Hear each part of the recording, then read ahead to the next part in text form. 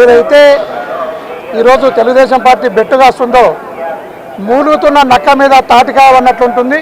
వాళ్ళు ఓడిపోవడం ఖాయము. దాంట్లో బెట్టు పెట్టుకొని డబ్బులను కూడా పోగొట్టుకుంటారు తెలుగుదేశం పార్టీలు అనేది ఈ సందర్భంగా తెలియజేస్తున్నారు. ఎక్కడ కూడా ఇప్పుడు సెల్ఫ్ ప్రొటెక్షన్, ఎవరైనా వారి ధనమాన ప్రాణాలను కాపాడుకోవడానికి ఫస్ట్ జడ్జి అతనే. ఎవరైతే నష్టపోతున్నాడో, ఎవరైతే ధనమాన ప్రాణాలను కోల్పోతున్నారో ఆ వ్యక్తే తన ధనాలను, మానాన్ని, ప్రాణాన్ని కాపాడుకోవాల్సిన ప్రాథమిక బాధ్యత వారిపైనే ఉంటుంది. అందులో భాగంగానే అక్కడ రిగ్గింగ్ జరిగింది. అక్కడ ఖచ్చితంగా వాళ్ళు ఏదో తెలుగుదేశం పార్టీ వాళ్ళు కుట్రలు కుతంత్రాలతో ఓట్లను వేసుకుంటున్నారనే భావనతో పోవటం అక్కడ జరిగింది. అంతే తప్ప ఎక్కడ కూడా మన ఎలక్షన్ ప్రక్రియకు విఘాతం కలగలేదు. కలిగిన దగ్గర మనం ఖచ్చితంగా రీపోల్ను కూడా అడగటం జరిగింది.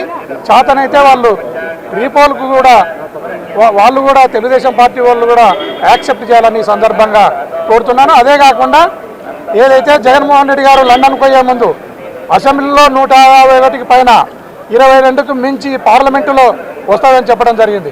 అదే కాకుండా మా పార్టీ వాళ్ళు డేటును, టయాన్ని, ప్లేసును కూడా ఫిక్స్ చేయడం జరిగింది. అదే చంద్రబాబు నాయుడు గారు ముందుకొచ్చి ఆయన కూడా ఆయనకు 10 వస్తాయా, 20 వస్తాయా, లేదా 175కు 300 వస్తాయా, ఏదో కూత కుయ్యాలి కదా. ఇంకా ప్రజలను మభ్యపెట్టడానికి అతను ఏం మాట్లాడకుండా ప్రజలకు వదిలేసడం జరిగింది. వారి మాటలు నమ్మి ఎవరైనా బెట్టులు కడితే ఆ బెట్టు కట్టిన వాళ్ళు నష్టపోతారని సందర్భంగా తెలియజేస్తున్నాను.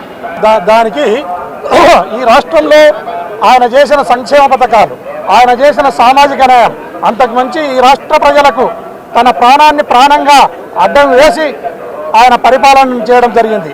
అందుకోసమే ఫుల్ కాన్ఫిడెన్స్గా ఆయన అసెంబ్లీలో 151కి పైన, పార్లమెంటులో 122కు మించి మాకు సీట్లు రాబోతున్నాయి. ఖచ్చితంగా మేము జూన్ 9 టైం 9:38 ప్లేస్ వచ్చేసి రుషికొండ, విశాఖపట్నంలో ప్రమాణ స్వీకారం చేయబోతున్నారు. రెండోసారి వైఎస్ జగన్మోహన్ రెడ్డి అనే నేను అని ఆయన ఖచ్చితంగా ప్రమాణ స్వీకారం చేయబోతున్నారు. ఈ దేశం ఒక్కసారి నిర్ఘాంతపోయే విధంగా, ఈ దేశం అత్యంత సంతోషపడే విధంగా రిజల్ట్స్ కూడా రాబోతున్నాయని ఈ సందర్భంగా తెలియజేస్తున్నాను. Please subscribe .news.